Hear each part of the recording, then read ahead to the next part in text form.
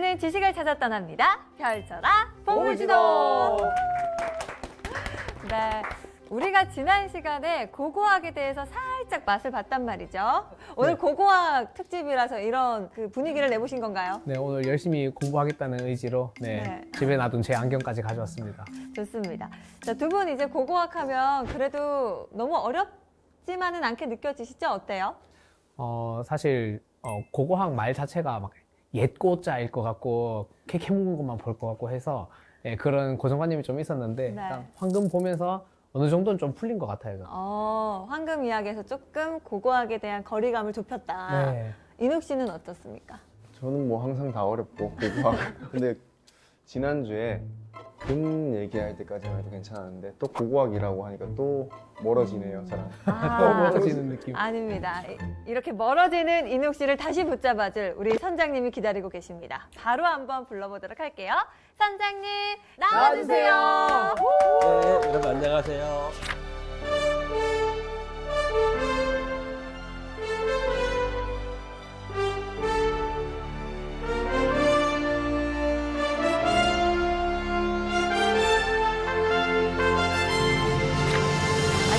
아까 저기서 저희 셋이 이야기를 하는 걸 보고 좀 한심한 듯한 표정을 짓고 계시는 걸 제가 발견했는데 어떻습니까? 저희 대화가 조금 한심하셨나요? 그렇지 않습니다. 상당히 빨리 저희를 따라오고 있어가지고요. 예, 고고학자가 바라보는 세상은 어떨까? 제가 몇 개 사진을 준비했어요. 현장에서 제가 어떻게 활동하는지 봤는데요. 저희들은 흙구덩이에서 유물들을 캐내가지고 하나하나를 찾아냅니다. 땅속에 묻히는 순간 사실 대부분의 것들은 사라지고 없어요. 하지만 그 사라지고 없는 것들을 우리는 마치 범죄 현장에서 약간의 단서로 뭘 찾는 그러한 형사와 같은 그러한 심정으로 우리의 기원을 찾고 있답니다. 그래서 제가 오늘 먼저 얘기하고 싶은 거는요.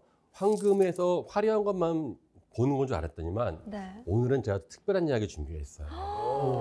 우리 일상의 모든 것들. 모든 것들이요? 그 하나하나에는 다 역사가 숨어져 있어요. 이제 황금뿐만이 아니고 또 재밌는 것들이 더 있다는 거군요. 그렇죠. 네. 우리가 생각하는 살고 있는 먹는 거, 입는 거, 노는 거, 그리고 잔치하는 것. 이 모든 것은 기원이 있어요. 근데 그 모든 기원은 역사책에 나와 있지는 않습니다. 그럼 오늘은 역사책에도 잘 나와 있지 않은 우리를 둘러싸고 있는 그 모든 것들의 기원에 대해서 알아보나요? 그렇습니다. 그 모든 것들 중에서 다 알아요. 하지만 갑자기 그 기원이 뭘까라고 하는 의문이 드는 것들만 골라가지고 같이 한번 이야기해 볼게요. 의문이 든 적은 없지만 일단 한번 듣다 보면 또 의문이 생기고. 좋습니다. 네. 오늘은 우리가 그냥 일상생활에서 아무렇지 않게 생각했던 대상이지만 그 기원을 쫓아가 보는 재미있는 고고학 이야기 시작해 보도록 하겠습니다.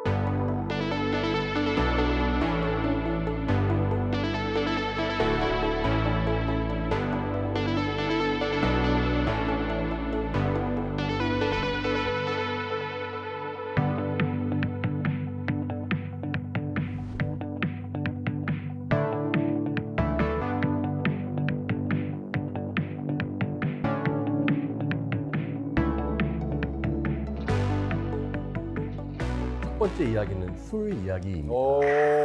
더더욱 기대가 됩니다. 네, 술은 누가 처음 발명했을까요? 일단 일하는 사람들이 예, 사실 뭐 그거는 그 많은 이론이 있는데요. 그 중에 하나가 제일 재미있는 것 중에 하나가 술 취한 원숭이 이론이 있어요. 원숭이. 예, 뭐냐면은 과일이 떨어지면은요, 그 자연이 낙과를 하죠.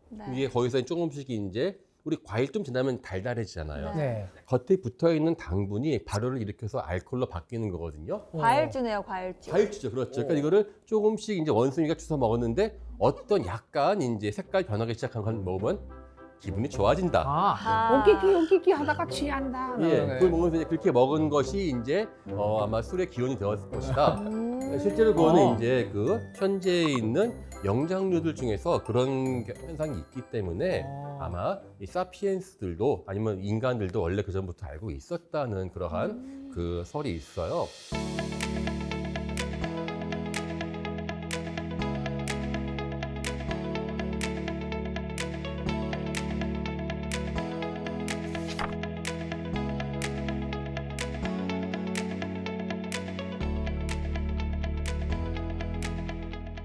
자, 그런데 우리 막걸리라고 하는 술이 있어요. 네. 예, 막걸리가 우리나라를 대표하잖아요. 네. 예, 막걸리라는 것 술이요 가장 먼저 등장한 그러한 그 술 중에 하나인데요. 최근에 중국에서 그 막걸리의 흔적이 발견되었답니다. 근데 막걸리를 어떻게 발견할까 신기할 것 같아요. 네. 막걸리는 보통 상에 없어지고 심지어는 다 마셔버리면 남아있는 게 없잖아요. 없잖아요. 네. 네. 네, 막걸리를 발견해? 쌀이 좀 굳어서? 맞습니다. 토기에 밑에 이게 붙어 있어요. 그 결정체가.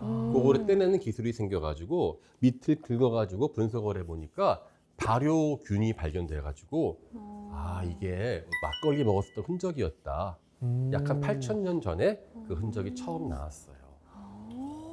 중국에 있는 그 자후라고 하는 그러한 그 유적에서 나왔는데요.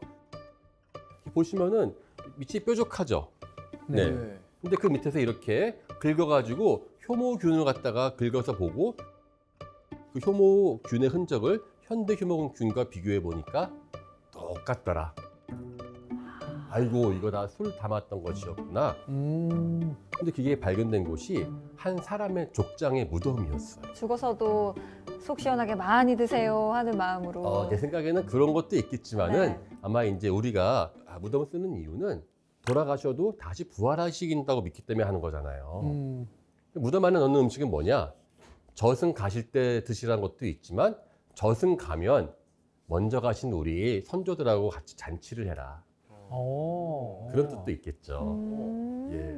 자, 그렇게 해서 봤더니만은 그 토기 겉에 그림이 있는데 그 그림이 발효를 시키면 이게 막 돌면서 대류가 생기면서 이게 알코올이 술이 되거든요. 그 돌아가는 장면들을 토기 겉에 그려놓은 것이에요. 저게요? 예. 그 겉에 이렇게 막 물결 치듯이 문양이 있잖아요. 무늬가. 저희 실제로 막걸리 같은 술이 빚으면 이렇게 막 돌아가는 것과 유사합니다. 여기에서 재미있는 게 다 밑이 뾰족해요. 토기들이. 왜 그럴까요? 그 묻으려고요. 묻으려고.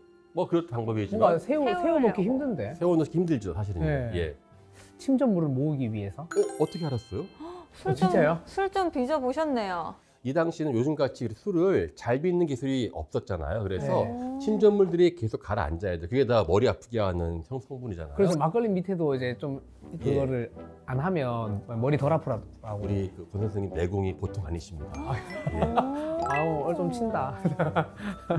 술꾼이다 술꾼. 요즘에도 보면은 이런 그 중국에 있는 그 소수 민족들이 술 먹을 때 보면 이렇게 빨대를 꽂고 먹어요. 아, 저게 불순물을 피하고 맑은 부분만 건져 먹는 거죠. 청주만 먹으려고. 예. 아, 지금은 물론 막걸리 같은 경우는 다 괜찮지만 옛날에는 그런 게 없었나 봐요. 그러니까 꽤 과학적으로 먹었었던 것 같아요. 자, 그런데 우리가 술 먹으면 또 빠질 수 없는 게 있죠. 안주, 해장국. 안주. 먹을 때는 안주. 술 먹으면 다 2차로 어디로 가십니까? 노래방. 노래방. 네. 아니 근데 대신 정답입니다. 왜? 예, 이게 왜냐면은 이게 정답이 어딨어? 왜 그냥 있잖아. 알아서 가는 거지. 음주 가무. 예, 맞습니다. 음주 가무. 술 먹으면은 노래가 따라 나온단 말입니다. 아니 이게 고고학적으로 증명되었다면 놀랍지 않나요? 오 신기하다. 증명됐어요. 되게 당황스럽네요. 예. 정답이라고 하시니까. 자, 지금 그 자후 유적에서 발견된 그 무덤입니다. 술 단지가 있고요. 바로 그 시신의 옆에는요. 그분이 부시던 뿔피리가 함께 나왔습니다. 피리. 예. 술 먹고 피리 부셨구나. 네, 7개의 구멍이 있어가지고 이걸 갖다가요 실제로 복원을 해서 불어보니까 아주 멋있는 뿔피리 음악이 연주되었을 것이다. 술 한 잔 드시고 자 노래 한 곡 좀 하면 딱 부시고 하면은 아마 마을 잔치 제사 때였겠죠. 그런 것을 주재할 수 있어야지만 비로소 마을의 족장으로서의 위엄이 섰던 것이었습니다.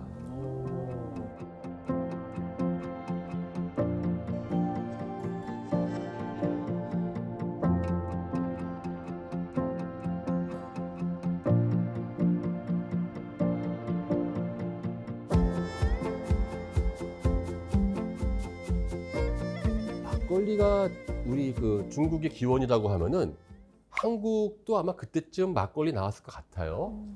동동주 같은 거. 예. 다만 우리는 아직 증거가 안 나왔어요. 한국도 이제 그 막 열심히 발굴해서 이제 따보면 나올 수도 있긴 한데 아직 나온 게 없고요. 대신에 우리는 전 세계적으로 나오는 게 있습니다. 술 먹을 때 같이 먹는 거 우리 뭐라고 하죠? 안주요. 막걸리 때 뭐가 제일 맛있어요? 전 전, 두부김치요. 두부김치, 네. 파전. 우리 아재들이 좋아하는 안주도 있죠? 왜 막걸리 먹을 때 먹는. 두부나 묵이나 예, 묵.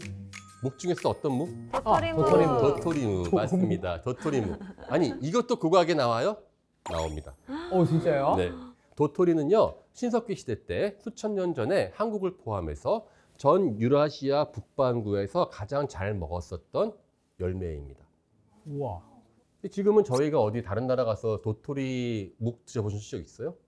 다른 나라에는 잘 없어요. 그러니까 도토리 자체가 요리를 안 만들어 먹습니다. 일단 그냥 도토리로 먹었을 때 맛없으니까 잘 안 먹잖아요. 예, 맛이 없는 정도가 아니라 못 먹어요. 떫어가지고. 네. 유일하게 전 세계에서 신석기 시대 세계 최초의 안주가 아직도 먹는 곳이 있으니 한국입니다. 야. 뚝심 있다. 세계 최초의 안주였군요. 네, 이게 거의 K 안주가 되겠습니다. 예. 아. 자, 그런데 어. 지금 말한 것처럼 탄닌의 성분을 빼야 되기 때문에 물에 담가둬야 되거든요. 그 흔적이 우리 경상남 창녕군 창녕. 비봉리에서 신석기 시대 유적이 나왔는데 거기에서 이렇게 탄닌을 빼던 이 망에 담가가지고 그 도토리 물을 빼던 흔적이 발견되었었어요.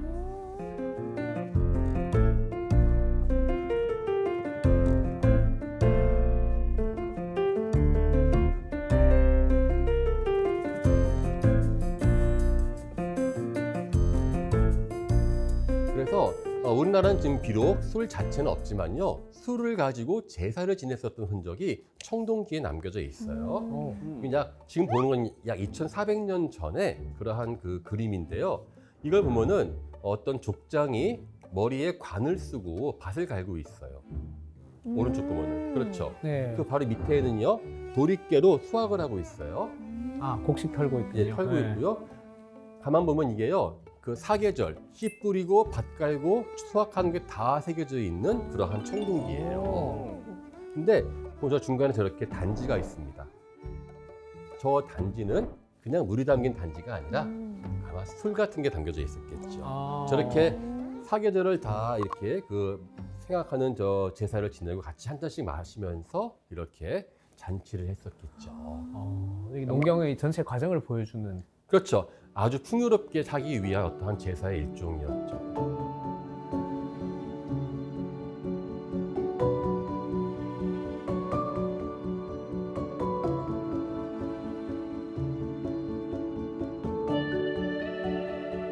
자, 그런데 우리가 이제 막걸리 말고 또 서양에서는 어떤 또 술이 있죠? 위스키? 와인? 맥주? 맥주, 그렇죠. 맥주. 저희가 또 맥주 얘기도 안 해볼 수 없죠. 예, 맥주는 호밀로 반죽을 빚어서 만드는데요. 원래 맥주도요, 우리 집에 가면 아주 그 청량감 있잖아요. 네. 그건 요즘 이야기예요. 옛날엔 막걸리 같았어요. 탄산이 없었다고요? 예, 걸쭉했어요. 맛없을 것 같아. 그래도 없으면 다 마십니다. 자, 그렇죠. 특히 이 맥주를 좋아했었던 사람들이 이집트하고 메소포타미아, 근동 지방의 사람인데요. 보세요. 이거 제가 좋아하는 저 그 슈메르 문명의 그림인데요. 세계 최초의 맥주바를 보고 계세요. 밑에 그림 보시면요. 사람이 그 단지 그 두 명이 앉아가지고 단지에다가 빨대를 꽂고 마시고 있어요. 이야, 빨대로 마시네요. 맥주를 빨대로 마시는 거예요? 근데 저건 빨대가 벌칙인데. 보니까는 꽂혀 있는 게 4개나 꽂혀 있어요. 아마 4명까지 같이 앉아 있나 보고요. 그 옆에 있는 분은 혼술하고 계세요. 혼자 아, 앉아 혼술. 있으니까는 그 바텐더가 술을 따라주고 있는 장면이 있어요. 이야, 저 때도 혼술이 있었군요. 예, 저게 모든 게 하나의 그 저기 인장, 도장에서 새겨져 있으니까 아마 저게 일반적인 맥주바, 술집의 어떤 풍경이었겠죠. 마치 그 술집의 풍속도 그렇습니다. 네. 그리고 심지어는 이집트 사진 보면은요, 재밌죠. 이렇게 그 아버지인지 왕인지 술을 먹고 있으니까 옆에서 공자가 같이 도와주고 있고 앞에서 한심한 듯 어머니인지 바로 자, 그럴 정도로 맥주도 원래 막걸리 같았었어요. 그러니까 빨대로 빨아가지고요, 불순물들을 빨아먹지 않는 것이죠. 그래서 나중에 이것이 그 유라시아 초원지대로 갑니다. 그래서 이 맥주의 그 기원은 구석기 시대로 올라가요. 구석기 시대요. 구석기까지. 이게 어떻게 하냐면요, 맥주는 안 나와요. 근데 저희가 맥주 먹으면 또 안 좋은 또 질환이 있어요. 맥주 많이 마시면 안 드시는 분들 있죠? 저거 통풍. 그렇죠. 통풍. 진짜요? 몰랐어. 네. 그 통풍 환자분들께서 특히 안 되는 게 몇 개 있는데 그중에 한 맥주인데요. 맥주에 있는 옥살산염이라고 하는 것 때문에 통풍을 유발한다고 하는데요. 이 괴베클리라고 하는 터키의 약 13,000년 전 구석기 시대 유적지에서요. 옥살산염 찌꺼기가 나왔어요. 그 말은 맥주도 그때 먹었을 것이다. 진짜 오래됐네. 예, 진짜 오래됐어요. 하지만 지금은 사실 지금 맥주는요, 이 과거의 맥주와는 다른 게 오히려 저희한테 맥주라 그러면 서양 문명의 상징이 된 것 같아요. 네. 네. 때로는 이것은 서구 열강의 침략을 상징하기도 한답니다. 중국 맥주 중에서 제일 유명한 것이 뭐 칭따오. 칭따오하고 하얼빈 맥주가 있잖아요.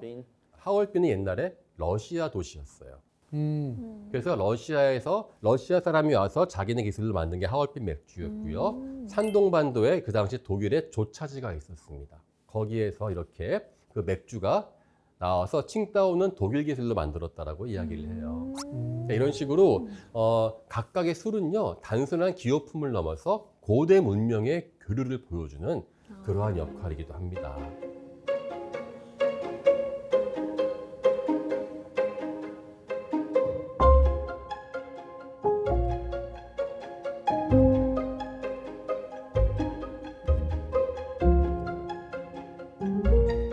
또 다른 또 우리의 또 술 얘기 안 할 수가 없어요. 네, 소주 이야기를 또 안 할 수가 없습니다. 소주. 네. 예, 이건 철저하게 인간의 기술로 만들어낸 술입니다. 증류주는. 소주가 사실은 이 자체는요, 증류 기술은 원래 기술은 아라비아 쪽이라고 보통 이야기를 많이 해요. 소주의 옛 이름이 아랄길 또는 아라기 뭐 그렇게 이야기하거든요. 아라길. 네, 아라기가 이제 바로 이 아라비아에서 썼던 증류 시설을 말합니다. 이렇게 물을 끓이면요. 이것이 증류가 돼가지고 순수한 성분이 똑똑 떨어지는 그러한 역할을 하는 것이죠. 그게 알렌빅이거든요. 거기에서 그러한 그 이름이 유래했습니다. 그런데 그 알렌빅 뜻이요. 땀방울이에요. 땀처럼 방울 떨어지잖아요. 이걸 발달시킨 사람들은 바로 유목민들입니다.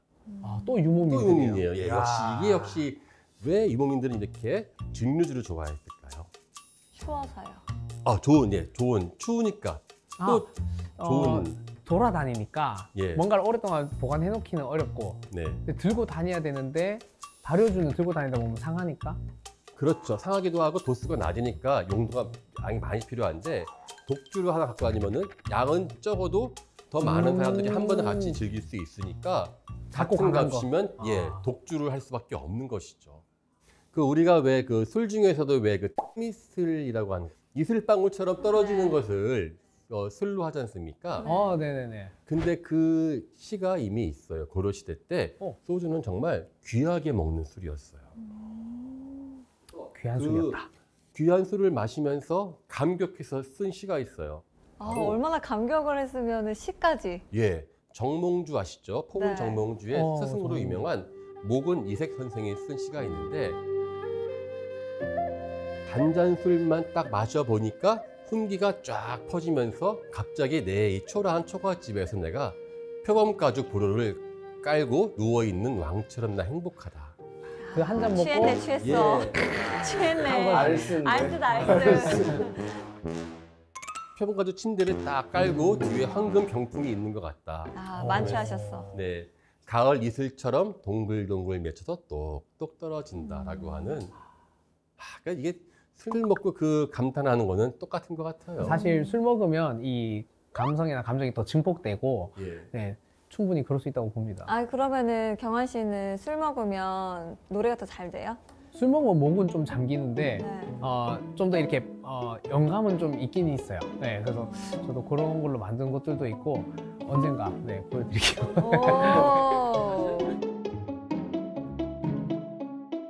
저희가 재미있는 게 이제 소주의 기원 그러면 이제 우리 몽골로 보통 알고 있어요. 그래서 몽골 징기스칸 시절에 몽골이 전 세계 정복하지 않습니까? 근데 몽골은 특이하게도 어디 정복하자마자 가장 먼저 그 증류주 기술을 가르쳐 줍니다. 바로 전파를. 네, 한국도 그래서 그때 소주가 도입되었죠. 중국도 그렇고 심지어는 대만, 동남아시아까지도 몽골의 그 소주 만드는 기술이 전래가 되었어요. 그러면 한국이 먼저는 아니네요. 아닙니다. 기원은 몽골이죠. 근데 엄밀히 말하는 기술이 아니라 널리 퍼뜨린 게. 근데 생각해 봐야 돼요. 몽골은 왜 이렇게 사람 좋은 사람처럼 이렇게 사방에 퍼뜨렸을까? 술 취하게 하려고. 그렇죠. 맞습니다. 이게 몽골인들은 되게 소수의 사람들이 전 넓은 지역을 정복하지 않습니까? 하나하나 다 이렇게 반란 일으키면 상대가 안 되니까 아예 그냥 좋은 술 만드는 법을 딱 퍼뜨린 거예요.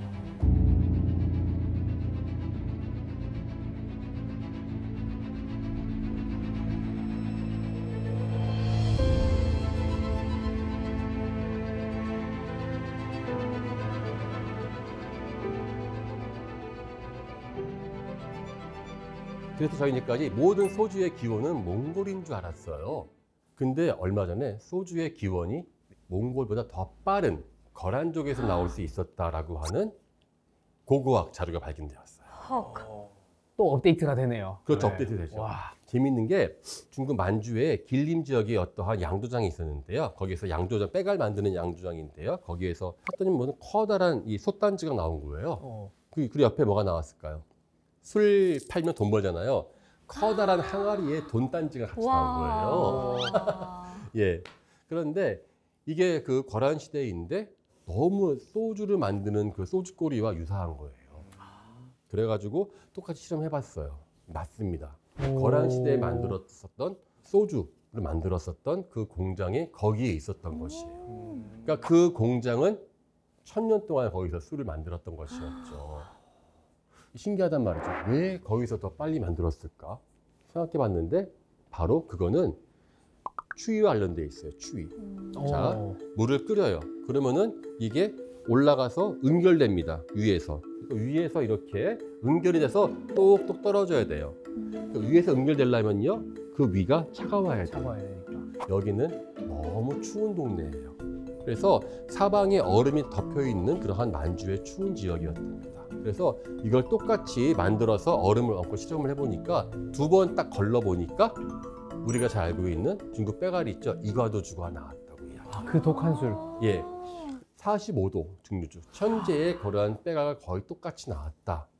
그래서 예, 증류주의 기원은 아마 이 거란족이었다. 그래서 요 나라는요, 유목민족이잖아요. 그래서 추운 겨울에 족장들이 모여요. 얼마나 춥겠어요. 독전을 쫙 하고 이제 잔치를 해야 되겠죠. 열 오른다. 그렇죠.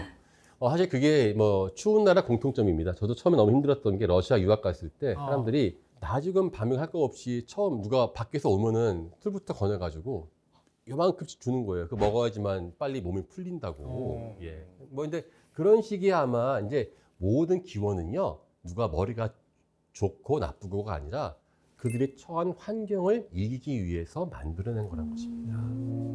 그래서 이 소주도 단순하게 기호품으로서의 그것이라기보다 제사를 지내고 그들이 단합을 하는 그러한 과정에서 만들어냈었던 아주 필수품이었던 것 같아요.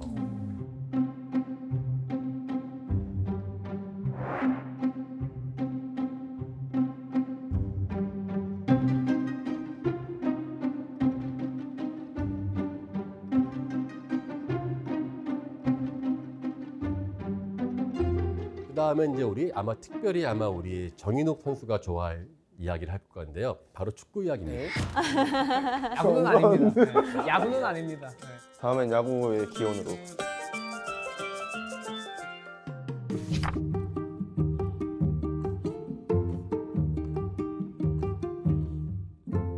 자, 이제까지 근데 우리가 이제 그 축구의 기원은 어디냐라고 묻는다면 어떻게 말할까요?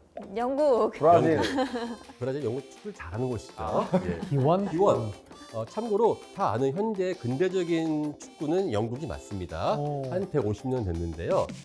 피파 홈페이지 가보면요, 고대 축구의 기원을 중국이라고 기록되어 있습니다. 중국이요? 의외다. 예, 3000년 전 그 실크로드에서 양하이라는 유적지가 발견되었는데 거기서 무덤을 발견했는데 세상에나 이게 공을 차는 사람들의 그 무덤이었어요. 여기는 엄밀히 말하면은 현재 우리가 찾는 그런 축구가 아니라 말 위에서 하는 폴로 같은, 말 위 또는 하키 같은 그런. 말 타면서. 여기는 이제 기마민족들이 있었으니까 자, 그런데 이게요. 저희는 지금 근데 이거는 폴로지 축구 아니잖아요. 지금 예. 아는 축구는 아닌 것 발로 같아요. 차는 축구도 기원이 중국입니다. 와, 왜냐면은 신기하다. 예, 서기 400년쯤 전에 축구가 이제 중국으로 들어오죠. 시식으로 따라서 그 다음에 이 사람들이 폴로 대신에 이제 그냥 발로 차요. 왜 그럴까? 기마술이랑 네, 거기에다가 예, 다른 기술이 필요하니까. 필요하니까 정말 힘들죠. 막 와, 하나만 해도 힘든데. 그렇죠. 예, 그래서 이 중국에서는 이걸 갖다가 이렇게 그냥 발로 차는 그러한 것이 실제 경기가 이제 있었다. 소림 축구. 소림 축구 같은 것들은 아마 저기 그 세팍 타크로나 족구 같은 거였을 겁니다. 예, 그래서 나중에 이것이 귀족의 스포츠로 자리매김을 해가지고요. 나중에 신라하고 발해까지도 이게 와요. 사실 근데 그 일찌감치 발생됐는데 더 확산되지 못했었던 이유가 뭐였을까 생각하면요. 이 축구는요. 이렇게 과격한 축구가 아니라 이렇게 우리 족구처럼 제기차기 비슷한 그러한 축구였어요. 그래서 이거 주로 귀족들의 스포츠였습니다. 사실 저희가 이건 배워야 될 게요. 모든 스포츠는요. 대중들이 즐길 때 비로소 전 세계적으로 발전을 합니다. 소수만 즐기는 스포츠는 결국은 없어질 수밖에 없어요. 브라질이 축구를 잘하는 이유가 여기 있는 것 같아요. 그렇죠. 사실 축구는요. 공 하나만 주면은 다 차기 때문에 저기 말을 안 통해서 축구를 하거든요. 바로. 한국은 그 다음에 이제 이 축구가 없어집니다. 귀족들의 것이었다가 고려 시대가 지나가면서 자연스럽게 소멸이 되고요. 하지만 발해에도 나와요. 축구라는 것이. 그래서 아마 이렇게 몸을 쓰기 싫어하는 성리학의 발달과 관련되어 있지 않을까. 그래서 우리의 축구는 철저하게 뒤에 서양에서 들어온 것이죠.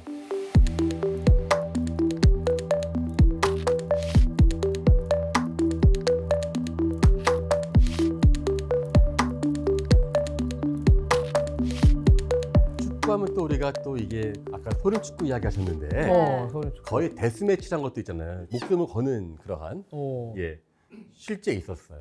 목숨을 거는 축구가요? 네.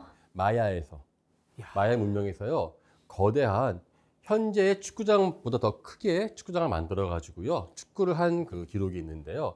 이거는 진 팀은 다 죽여가지고 재물이 됐나요? 네 재물이 되는 거였습니다. 와. 와, 축구하면서 식은땀 났겠는데요? 근데 이게 축구가 이게요 관절로만 치는 거였거든요. 관절로. 그래서 쳐서 이렇게 공중에 농구 바스켓처럼 되어 있는 것을 집어넣는 것이었을 것이다. 어려웠겠다. 얘기예요. 어려웠죠. 아, 저기 보이는 게 저게 골대예요? 그렇습니다. 예. 그렇게 해서 야, 진짜 어려웠네. 실제로 2차 대전 때도 데스매치가 있었다고 이야기하죠. 그 현재 그 키우라고도 이야기하는 우크라이나의 그 당시는 소련이었죠. 소련과 독일 팀이 있었는데요. 그 당시에 이제 대대적으로 나치가 자기네 우수한 게르만 전사라고 해서 축구를 했는데 맨날 지는 거예요. 우크라이나 팀한테. 그래가지고 나중에 실제로 거기 있었던 그 선수들은 수용소로 끌려갔었다라고 하는 그러한 그 기록이 있습니다.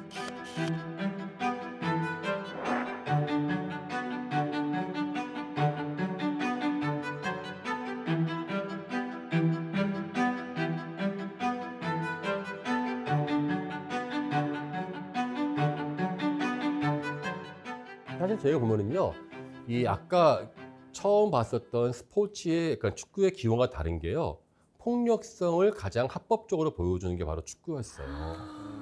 원래 현재 축구의 기원은 영국인데 그게 진짜 거친 운동인 게 공을 차서 마을끼리 싸우는데요.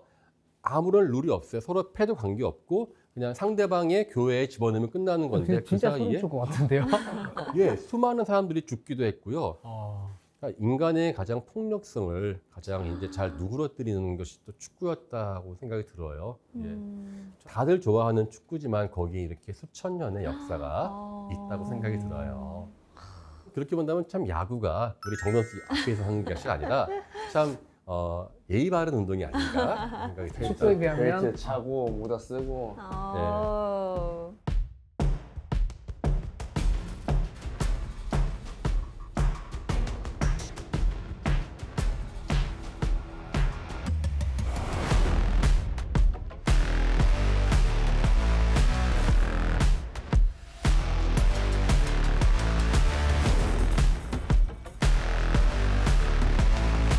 저에게는 친구가 필요합니다. 친구. 우리 인간의 영원한 친구. 저희 친구 없는 것도 어떻게 아시고? 언제나 당신을 반겨주는 반려동물들이 있습니다. 반려동물.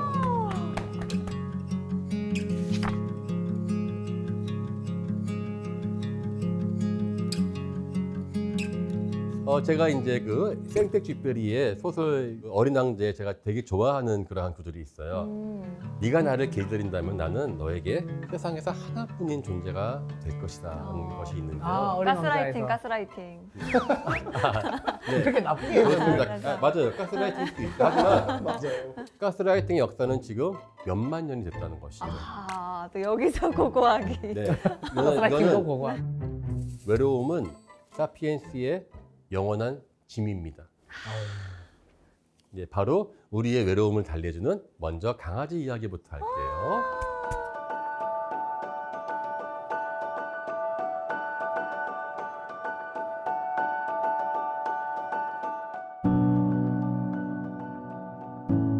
걔는 언제부터 우리의 친구가 되었을까? 걔는 왠지 인간이 좀 정착하고 농경지 생활을 할 때 뭐 지켜주는 용으로 쓰일 때부터 반려동물 개념이 되지 않았을까? 경보장치가 필요했으니까. 지킬 게 있을 때? 더 오래됐어요. 더 오래됐다고요? 네, 사냥? 사냥? 맞습니다. 구석기 시대 때 사냥을 했어요. 어떤 분들은 네안데르탈인하고 사피엔스랑 차이가 바로 개를 키우고 안 키우고 차이였다는 그런 주장도 있고요. 근데 문제는 늑대인지 개인지 구분이 안 가요. 초기는. 근데 개인지 늑대인지 늑대개인지 같이 인과가 나오기 때문에 그때부터 같이 했었다. 어때요? 지금 이 자는 듯한 저 개 사진 보세요. 귀엽죠? 근데 이게 개예요? 이게 개인지 늑대인지 몰라요. 무려 15,000년 됐어요. 네? 그럼 지금 미라 상태인 예, 건가요? 이게 빙하 속에서 발견됐어요. 그래가지고 지금도 이렇게 늑대이냐 개냐 이거 가지고 또 논쟁을 벌여서 DNA를 합시다 했어요. 결론 내릴 수 없다입니다. 왜요? 왜냐면 이게 늑대를 길들이지 않습니까? 그러면 이제 천천히 이게 오랫동안 몇십 대 몇백 대를 가야지만 그 유전자가 변형이 일어나서 구분이 되는데 아직 그게 구분이 안 되는 정도로 애매한 애매한 거예요. 모양이에요. 예. 개랑 늑대랑은요? 중간 단계 네. 정도 되겠네요. 얼굴은 개 같은데 손은 또 늑대 같은 발은 얼굴이 개 같다니. 어쨌든 늑대인지 개인지 모르겠지만 인간이 함께하는 거 그런 거는 약 13,000년쯤 전에 이스라엘에서 어떤 사람이 발견되었는데요. 어떤 여성이 자기 개를 꼭 끌어안고 묻혀있는 그러한 무덤이 발견되었어요. 그래서 아마 적어도 저분한테는 저승까지 함께 가고 싶었었던 반려동물이었던 것이었죠.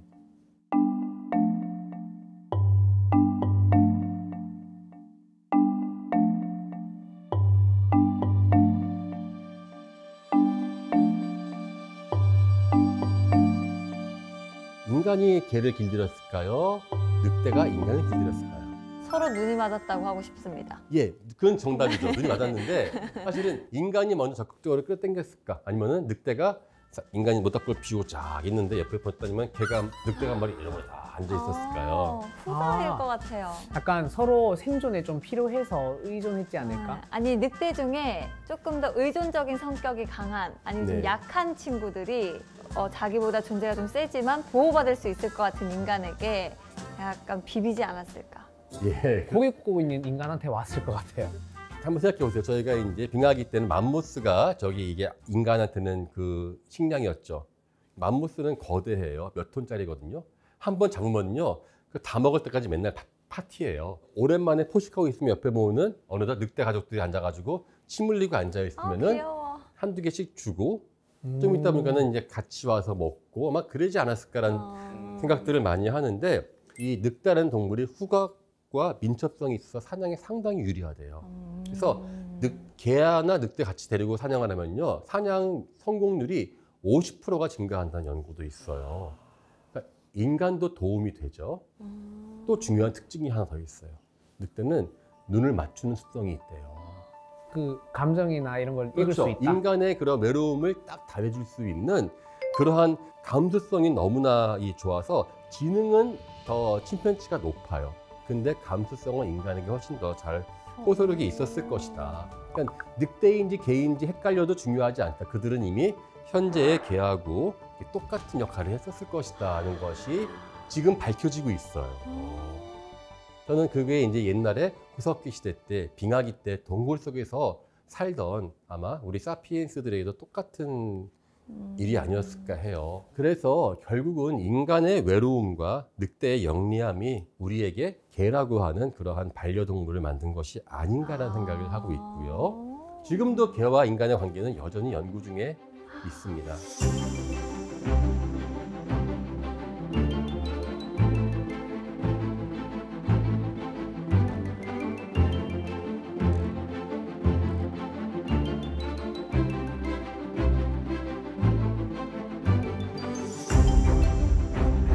근데 그 고고학적으로 접근했을 때 개 말고 인간과 가까이 있었던 반려동물은 없어요? 하나 더 있죠.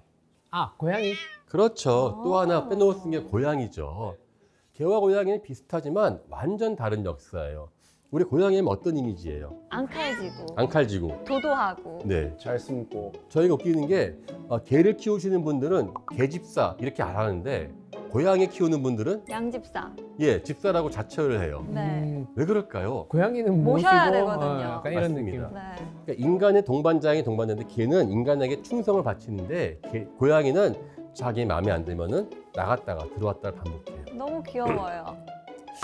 저는 개를 좋아하기 때문에. 근데 이게 인간과 오래 있어가지고 고양이가 오랫동안 가축화가 되어야지만 DNA의 변형이 일어나는데 그게 잘 안 일어나는 거예요. 아, 그러면은 고양이는 아무리 인간과 오래 같이 살아도 네.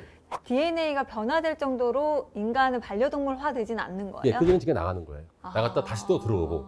그래서 현재까지 보면요, 가장 빠른 고양이의 흔적은 뭐 9,000년대에 나왔다, 근동에서. 또 얼마 전에 중국에서는 5,000년 전 고양이가 나왔다는데요. 이집트에도 뭐 고양이 그렇죠. 있잖아요. 네. 이집트에서 고양이는 신이었죠, 신. 네. 예, 신처럼 떠받들었기 때문에 좀 달랐는데 기원전 3,700년까지 정도의 고양이가 무덤에 같이 나와요. 근데 이게 죽기 전까지도 치료를 받았었던 흔적이 있어요. 야, 죽을 때까지 그냥 가축병원에 선조가 저기 있는 것이죠. 또 어떤 경우는 이제 막 고양이를 무서워해서 이제 고양이 그림을 그렸던 방패를 그렸더니만은 이집트 병사가 공격을 못해서 전쟁에서 졌다라고 하는 기록도 있을 정도로 고양이를 너무 신성시했었다. 우리의 반려동물인 동시에 가장 포악한 맹수의 상징이기도 했습니다. 방패에 강아지 얼굴 그리진 않잖아요. 별로 안 세 보여요. 네.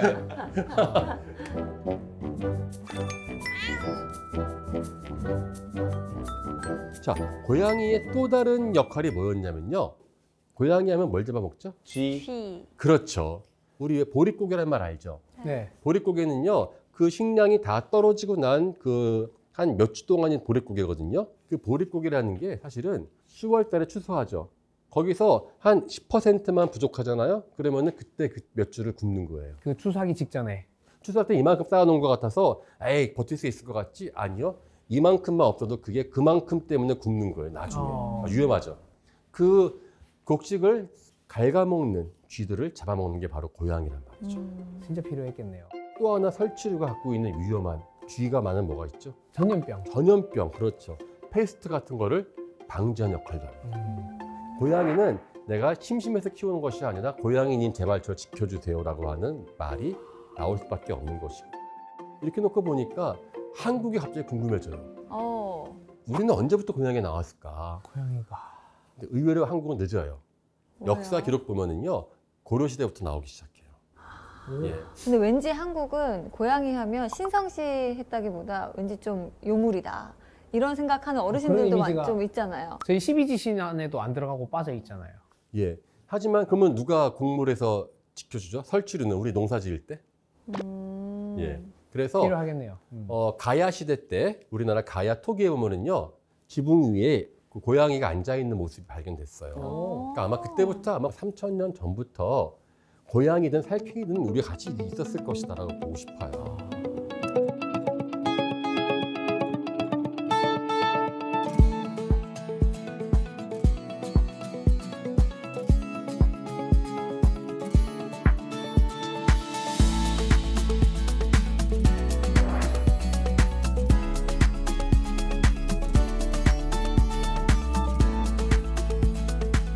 우리의 외로움은 참 참기 힘들어요. 그렇죠? 요즘에 특히 고양이가 더 유행하고 있는데요. 고양이는 외로움이 낳은 우리의 반려동물인 것 같아요. 현재 우리가 곡식을 지킬 창고가 필요 없잖아요. 사실 고양이라는 것이 우리한테 굳이 실용적인 용도는 거의 없거든요.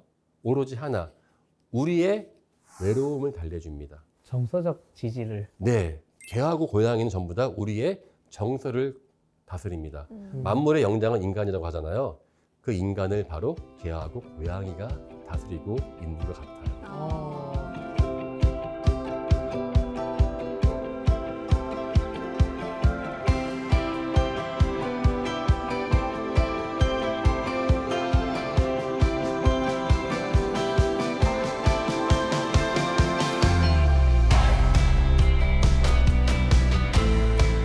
자, 우리 그러면 이제 조금 더 현대로 나아가 가볼까 해요. 우리나라 이야기를 해볼까 하는데요. 요즘에 사실 맨날 바뀌는 게 있죠. 가상현실, AI, 메타버스. 네. 그러한 메타버스 이야기를 해볼까 해요. 고고학에서 메타버스 이야기를 한다고요?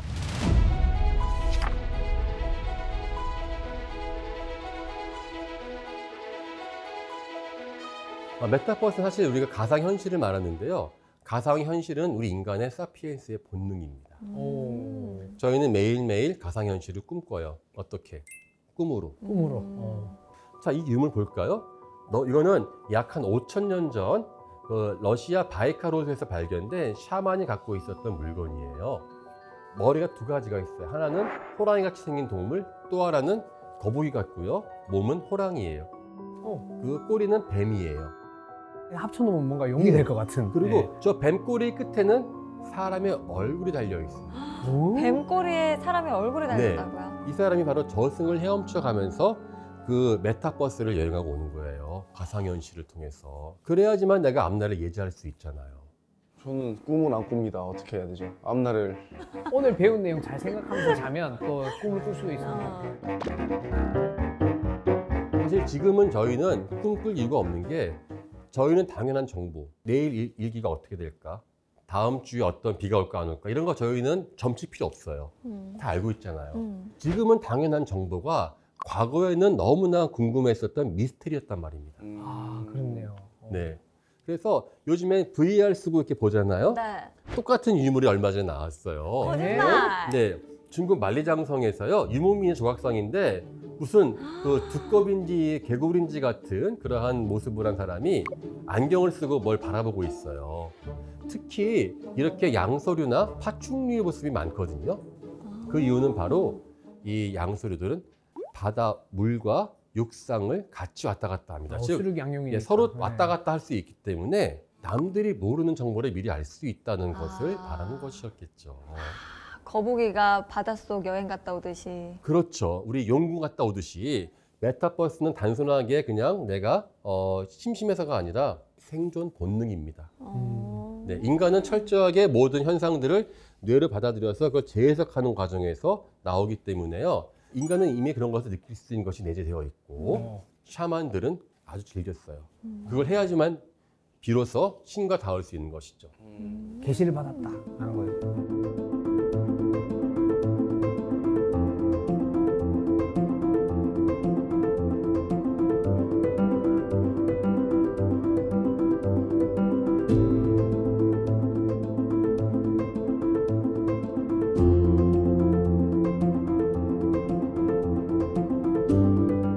메타버스의 세계가 또 하나 있는 것이 우리나라에도 있어요. 우리나라 어디일까요? 우리나라의 메타버스가? 우리나라예요? 바로 고구려 벽화입니다. 고구려 벽화에? 네. 우리 고구려 벽화 보면은요, 저희는 되게 아름다운 그림들이 많고 하잖아요. 생각해 보세요. 벽화는 안이 컴컴한 무덤 방 안에 있어요. 완전히 불 꺼진 밀폐된 속에서 그게 그려져 있는 것입니다. 누구를 위한 것입니까?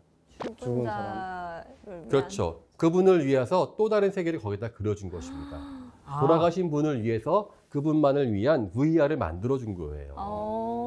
사후 세계를 그려주는. 그렇죠. 그러니까 이거는 똑같이 그린 것이 아니라 그분에게 겪었으면 하는 그러한 판타지를 갖다 넣어준 것이죠. 천상에서의 그분의 행복을 바라면서 그분만을 위한 메타버스를 여기서 구현해 주신 것입니다.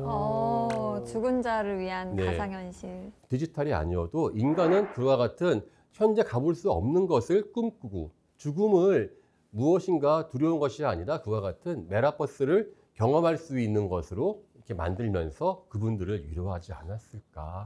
아날로그 메타버스를. 네. 그렇죠. 예, 우리의 그래서 메타버스는 저 때부터 시작되고 있었네요.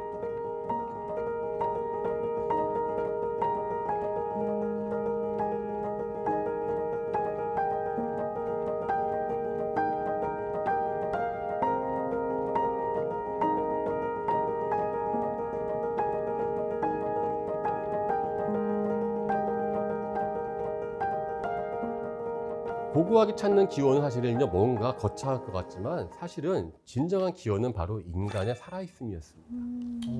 네, 돌아가신 분을 위해서 또 내 외로움을 위해서 우리는 인간은 모든 살아남기 위해서 다양한 행위들을 하고 물건을 남기죠.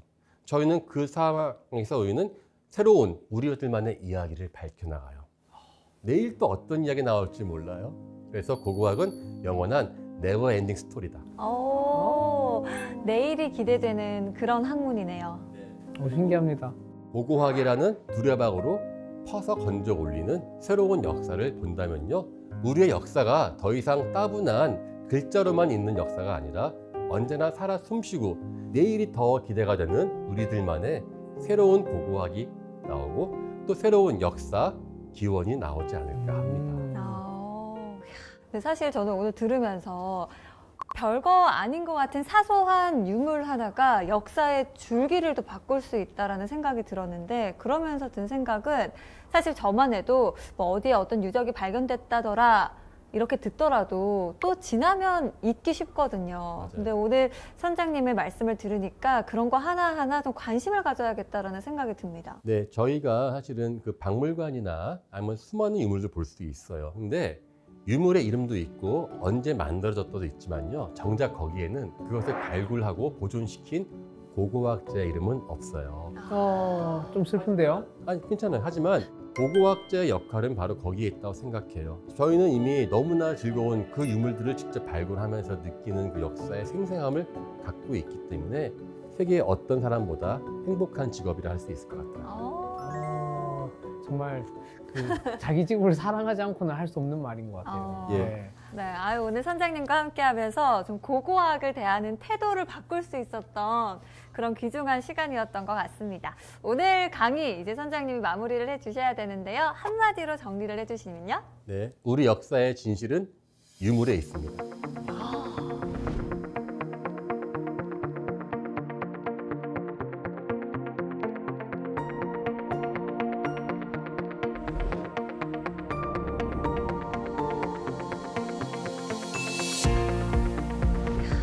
사실 저는 고고학하면 딱딱하고 어렵고 정말 박사님들만 하는 거다라고 생각을 했는데, 이렇게 일상생활에서 우리가 흔히 볼 수 있는 것들의 기원을 찾아가 보니까 거기서 또 고고학의 재미를 느낄 수 있었습니다. 두 분은 사실 특히 우리 인욱 씨는 고고학 하면 조금 긴장했었잖아요. 재미있게 들었는데 아까 저번 시간에 얘기했나 그 메비우스 띠 네. 같은 그런 느낌이에요. 재밌다가 재미없다가 재밌다가 재미없다가 자꾸 이렇게 재미있는데 어려워요. 이해가 좀 잘 될 것 같다가도 모르겠고. 당연한 게요, 고고학이 발견하는 유물은요, 완벽한 게 아니라 파편밖에 안 남은 거예요. 몇 조각을 가지고 거대한 역사를 만들다 보니까 그것을 저희는 상상하는 것이 아닙니다. 나의 상상을 증명해야지만 이야기할 수 있어요. 그러니까 여러분께 한마디 하는 그 한 줄에는요, 수십 명의 고고학자가 어떻게든 그걸 복원하기 위해서 논증을 하는 과정이 있었거든요. 아마 그런 게 아마 처음 접하는 분들한테는 어려워 보일 수도 있지만 오늘 정 선수 너무나 저는 아주 재밌게 들어주셔서 네, 재밌게 엄청 재밌게 들었어요. 네. 저는 궁금한 게 이제 혹시나 뭐 100년 후나 1000년 후에 기술이 너무 발달해서 네. 우리 인류의 모든 이런 유물이나 흔적을 다 해석할 수 있게 된다면 네. 그 후에는 고고학이 필요 없어질 수도 있을까요? 전혀 걱정하지 마세요. 그때가 되면은 이미 저희가 또 고고학 유물이 되어 있습니다. 네, 좀 소름 끼치긴 한데 예. 그것도 말 되네요. 그리고 우리들의 보물은 발밑에 있어요. 이야, 네. 이야. 네. 얼마 전에 그 서울 인사동에서요. 한글을 새긴 금속활자가 발견된 적이 있었어요. 근데 그 인사동 거기가요. 제가 맨날 지나다니던 피막골 근처, 그러니까 거기가 이제 그래서 아주 번화한 거리였어요. 그렇게 다녔지만 저는 그 밑에 그 우리나라 최고의 유물이 있을 줄은 아무 생각 못 했거든요. 거기에 건물을 헐고 빌딩을 짓기 위해서 발굴을 해보니까 항아리 안에서 그 엄청난 보물이 발견되었었답니다. 아무도 몰라요. 그렇네요. 어디든 밑에 있을 수도 있다. 네, 고고학의 매력이죠. 저는 이제 이 강의가 끝나고 발밑을 좀 샅샅이 보면서 걸어가 보도록 하겠습니다. 갑자기 가다가 파고 막 이렇게. 발밑에는 저기 담배꽁초들밖에 없을 거예요. 아, 그것도 저는 놓치지 않을 겁니다. 그것도 혹시 모르지 않습니까? 맞습니다. 그 사소한 것이 다 유물이 될 수가 있겠죠. 아, 네. 좋습니다. 네. 오늘 우리 다 발밑을 유심히 보면서 퇴근하는 걸로 해보고요. 자, 그러면 다 같이 외치면서 끝내보도록 하겠습니다. 다음 주에도 찾아라 보물지도!